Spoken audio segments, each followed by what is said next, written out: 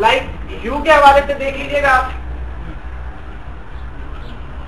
कि ई की अगर हम बात करें earning relating to shareholders 20,000 में 30% टैक्स माइनस कर लेंगे तो शेयर होल्डर से रिलेटेड अर्निंग होगी 14,000 की और मार्केट वैल्यू ऑफ शेयर हमारे पास कितना था 100 तो के कितना आ रहा हमारे पास 14%।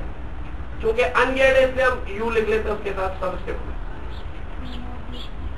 और यही हमारे लिए क्योंकि इसमें एक ही सोर्स ऑफ फाइनेंस है तो कॉस्ट ऑफ इक्विटी के नॉट में कोई फर्क नहीं, के नॉट भी इसका 14%। जब हम जी की बात करें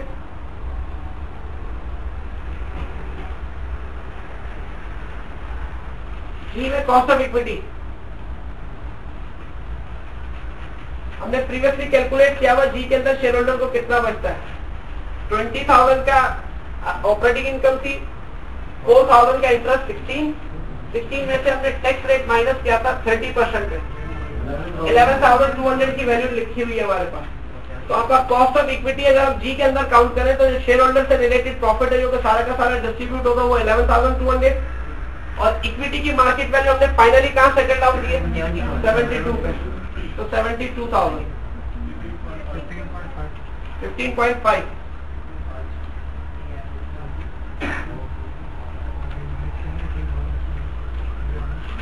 इसके बाद अगर हम के नॉट की बात करें तो के नॉट में कॉस्ट ऑफ इक्विटी तो हमारे पास 15.5।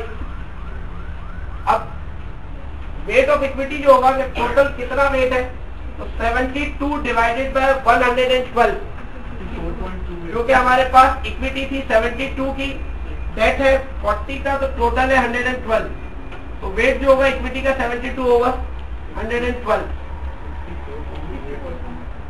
फाइनल बता दिए। और डेट के कॉस्ट हमारे पास थी 10 होगी या नेट ऑफ टैक्स होगी नेट ऑफ टैक्स। जब भी हम टैक्स की बात करते हैं तो टैक्स आपके पास डेट की कॉस्ट नेट ऑफ टैक्स लेते हैं डेट की कॉस्ट वैसे तो 10% थी लेकिन अगर नेट ऑफ टैक्स की बात करें जो कि माइनस टी है हमारे पास 30% तो इफेक्टिवली 7%। तो cost of debt after tax होगा 7% और उसका जो वेट होगा दैट वुड बी 40/112। तो के नॉट हमारे पास यहाँ मौजूद है।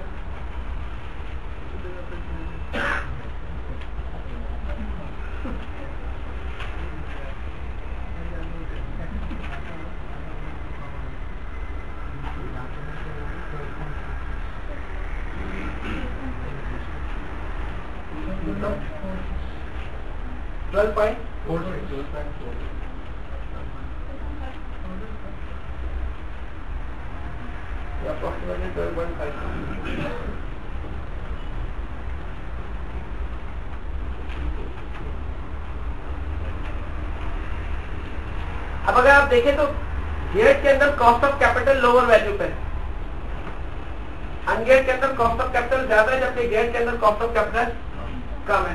तो इसी को एमएल ने ये लिखा कि कम इसलिए क्योंकि उसमें आपके पास पे टैक्स शील्ड का एडवांटेज है उसके लिए रिलेशनशिप उन्होंने ये लिखा D T over D plus. इस रिलेशनशिप से भी निकाले तो एग्जैक्टली दोनों चीजें वेरीफाई होगी। लाइक हम कंप्यूट करके देखते हैं कि अगर ये हमें कंप्यूट करना है केओजी अननोन है हमारे लिए केओयू हमने निकाला 14% 1 माइनस हमारे पास dt था जो 12,000 था और फिर ये था हमारे पास d प्लस ई जो मिला के था 112 था ये क्योंकि आप डेट जब dt ले रहे बेसिकली गियर्ड का तो डेट भी गियर्ड में ही है और इक्विटी की वैल्यू भी अनगियर्ड की नहीं होगी ये भी गियर्ड ही की होगी।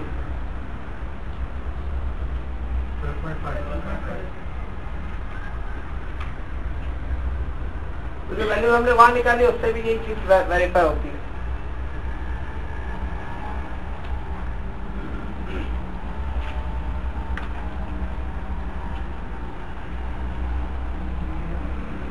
Cost of equity of geared ज्यादा है उसके लोगों ने कहा वो ज्यादा इसलिए क्योंकि अनगियर्ड के अंदर जितना बिजनेस रिस्क था वो तो होगा ही होगा। इसके अलावा फाइनेंशियल रिस्क तो फाइनेंशियल रिस्क के लिए उन्होंने कहा था कि K U minus cost of debt after tax D over E. बस फर्क ये कि डेट में हमें एडवांटेज मिल जाएगा टैक्स का। अब अगर इसी फॉर्मूले को यूज करें तो 14 और 15.5 ये भी 15.5 वेरीफाई हो जाएगा। ये हमने इसको अप्लाई करके देखा था। इसको अप्लाई करके अगर हम देखते हैं इस फॉर्मूले को,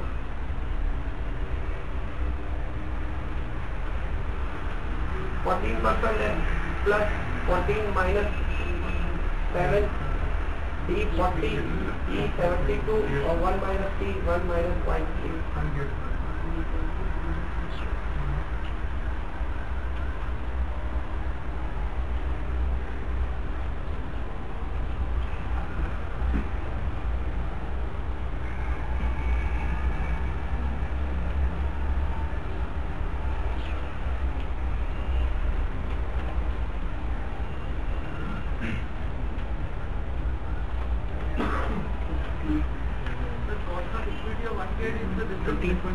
Cost equity of one gate is the incorporates businesses, risk-free rate and business risk. Cost equity of one gate incorporates two things, risk-free rate and business risk.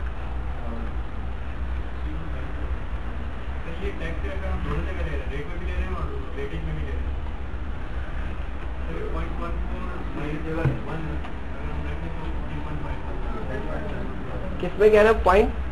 Tax का इम्पैक्ट डबल हो रहा है सर, रेट में भी हो रहा है, weightage में भी हो रहा है। डेटा अपॉन इक्विटी में भी टैक्स का इम्पैक्ट आ रहा है 41.1 है 1.16.1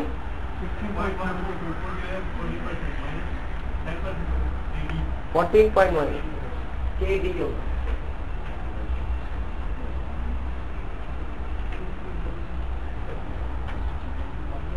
कॉस्ट ऑफ डेट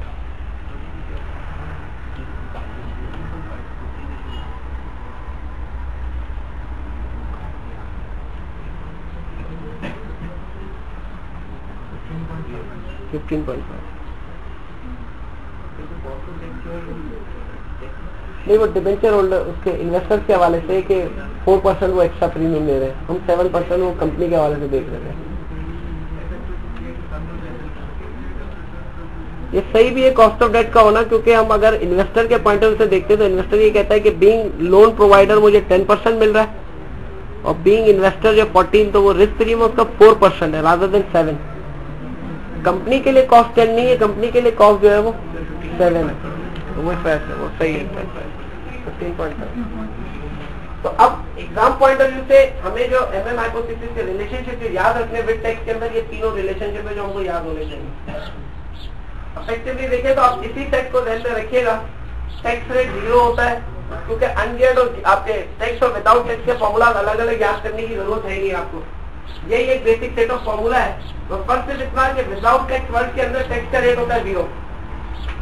अब टैक्स का रेट अगर 0 है तो ये वैल्यू 0 हो गई, तो as a result without tax पे वैल्यू ऑफ गेट is equal to value of ungeared. ये वैल्यू जब 0 हो गई, 0 ओवर समथिंग 0, 1 माइनस 0 तो 0 रहना है। इसी वजह से यहाँ पर कॉस्ट ऑफ गेट is equal to cost of ungeared होता है। इसमें भी अगर हम बात करें, ये तो net of tax gross of tax ही ले रहे हैं, T 0 है अगर हमारे पास तो 1 का इफेक्ट 1 ही रह रहा है। तो इफेक्टिवली रिलेशनशिप वहाँ पर जो बचते हैं cost of equity of ungeared plus यही KD ओवर 0 है। तो ये सेम सेट ऑफ फॉर्मूला ही है, बस सब इसमें आप टैक्स वाले को Z में रखिएगा, उससे हम टैक्स का रेट 0 करके खुद ही ड्राइव करते हैं, तो उसको अलग से एफर्ट करने की जरूरत नहीं है इसमें।